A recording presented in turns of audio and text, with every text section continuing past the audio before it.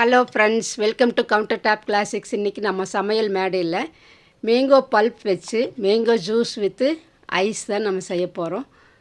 இப்போ நம்ம மேங்கோ ஜூஸில் சப்ஜா சீட்ஸும் பாதாம் பீஸும் யூஸ் பண்ணி தான் செய்ய போகிறோம். இந்த பாதாம் பீஸ்லேயும் இந்த சப்ஜா சீட்ஸ்லேயும் நிறைய பெனிஃபிட்ஸ் இருக்குது. வாங்க என்னென்ன இருக்குதுன்னு சொல்லி பார்க்கலாம்.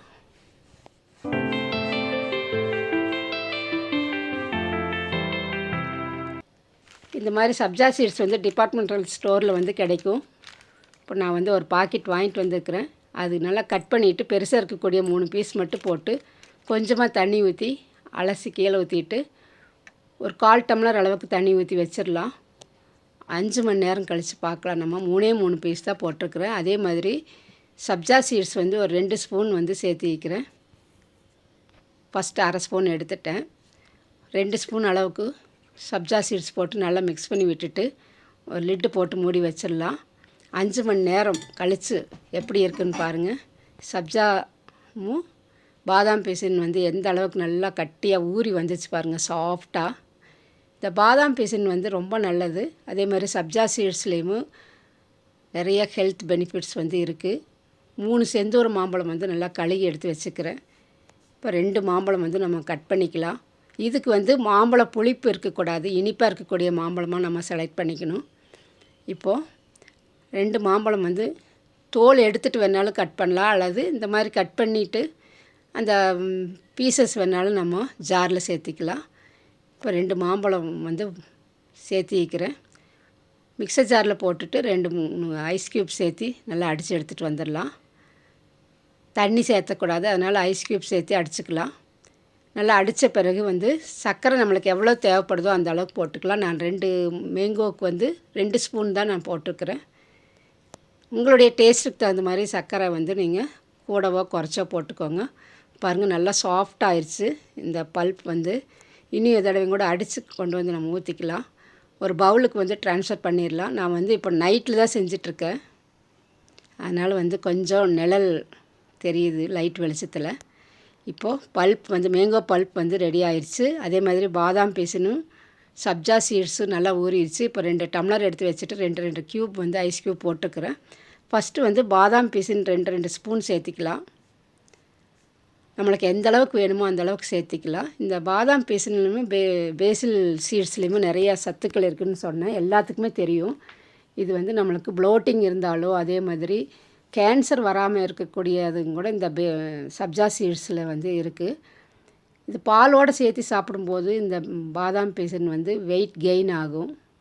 உடம்பு வராமல் இருக்கக்கூடிய குழந்தைகளுக்கு பாதாம் பீசன் பாலில் சேர்த்து கொடுக்கும்போது ரொம்ப நல்லது.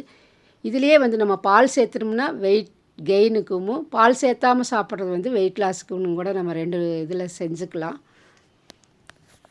இப்போது மேங்கோ பல்ப் சப்ஜா சீட்ஸும் இந்த பாதாம் பீஸுன்னு போட்டாச்சு. எவ்வளோ நம்மளுக்கு மேங்கோ பல்ப் வேணுமோ அந்த அளவுக்கு மிக்ஸ் பண்ணிக்கலாம். இப்போ மேலே ஐஸ் க்யூப் சேர்த்திட்டு கட் பண்ணி வச்சுருக்கக்கூடிய இந்த மாம்பழ துண்டுகளையும் சேர்த்திக்கலாம். நம்மளுக்கு நட்ஸ் தேவைப்பட்டுச்சுன்னா மேலே போட்டுக்கலாம். நான் பிஸ்தா கட் பண்ணி போட்டிருக்கிறேன். இந்த மாதிரி நட்ஸு சேர்த்து குழந்தைகளுக்கு கொடுக்கும்போது இன்ட்ரெஸ்ட்டாக சாப்பிடுவாங்க. ஹெல்த்தியானதும் கூட. கடைகளில் வாங்குறத விட இந்த மாதிரி வீட்லேயே நம்ம செஞ்சு கொடுக்கும்போது ரொம்ப நல்லது. பாருங்கள் எவ்வளோ கலர்ஃபுல்லாக இருக்குன்ட்டு. டேஸ்ட்டு தூக்கலாக இருந்துச்சு. எங்கள் வீட்டில் 2 பேர் தான் இன்றைக்கி, அதனால் 2 டம்ளர் மட்டும் நான் ஊற்றி வச்சுக்கிறேன். இப்போ மிக்ஸ் பண்ணி அந்த நட்ஸு கூடயும் அந்த மாம்பழம் கட் பண்ணி போட்டது சேர்த்து சாப்பிடும்போது சூப்பராக இருக்குது. இன்ட்ரெஸ்ட்டாகவும் இருந்துச்சு சாப்பிட்றதுக்கு.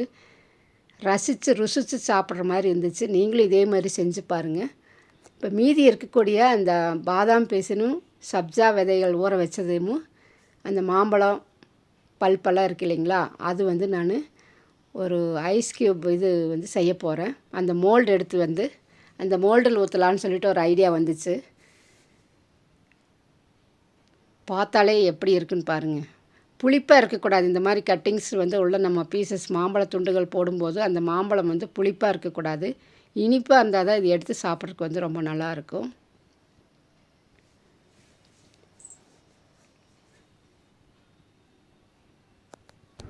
இப்போது ஒரு ஐஸ்கிரீம் மோல்டு வந்து எடுத்துகிட்டு வந்து நல்லா களி எடுத்து வச்சுக்கிறேன்.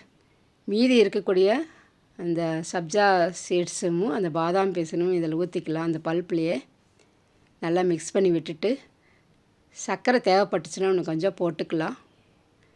வேறு எந்த இன்க்ரீடியண்ட்டும் வந்து நான் சேர்த்துல.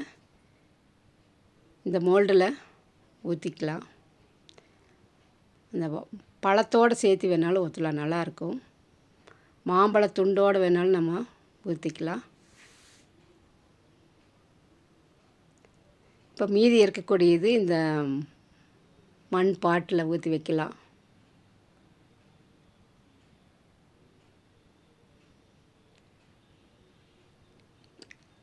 கலருக்கு வந்து எதுவுமே நம்ம சேர்த்துல, நேச்சுரல் கலர் தான். அதனால் குழந்தைகளுக்கு வந்து பயப்படாமல் கொடுக்கலாம், ரொம்ப நல்லது. கேன்சர் வராமையும் கூட தடுக்கும் இந்த சப்ஜா சீட்ஸ் வந்து ஊற வச்சு சாப்பிடும்போது. இப்போ வந்து நம்ம நல்லா க்ளோஸ் பண்ணி வச்சிடலாம் இந்த மோல்டை. காலையில் பார்க்கலாம். நல்லா டைட்டாக க்ளோஸ் பண்ணி வச்சிடலாம். இப்போ இந்த மண் பாட்டுக்கு வந்து ஒரு மூடி போட்டு வச்சிடலாம். தட்டு வேணாலும் வைக்கலாம். இதையும் மூடி நம்ம காலையில் பார்க்கலாம், எப்படி இருக்குன்னு பார்க்கலாம். இந்த மாதிரி நம்ம வீட்லேயே செஞ்சு சாப்பிடும்போது ரொம்ப ஹைஜீனிக்காகவும் இருக்கும், இன்ட்ரெஸ்ட்டாகவும் சாப்பிடலாம். இப்போது நெக்ஸ்ட் டே மார்னிங் வந்து எடுத்து ஒரு பவுலில் ஒரு பாக்ஸில் தண்ணி ஊற்றி வச்சுக்கிறேன். அதுக்குள்ளே ஒரு 2 செகண்ட்ஸ் வச்சுட்டு நம்ம எடுத்துடலாம். எடுத்து பார்க்கலாம். அந்த மோல்டுலேருந்து வெளியே வந்துச்சுன்னா அந்த மோல்டு வந்து வெளியே எடுத்து வச்சிடலாம் தண்ணியிலேருந்து. இப்போ பாருங்கள், பார்த்தாலே அப்படியே டெம்டிங்காக இருக்குது, சாப்பிடணும்னு தோணுது. இதே மாதிரி ஈஸியாக குழந்தைகளுக்கு வந்து எந்த பழங்கள் பிடிக்குதோ அந்த பழங்களில் வந்து நீங்களும் செஞ்சு கொடுங்க. இந்த ரெசிபி பிடிச்சிருந்துச்சுன்னா லைக் பண்ணி, கமெண்ட் பண்ணி, சப்ஸ்கிரைப் பண்ணுங்கள். ஃப்ரெண்ட்ஸ் அண்ட் ரிலேட்டிவ்ஸ்க்கு ஷேர் பண்ணுங்கள். தேங்க்ஸ் ஃபார் வாட்சிங்.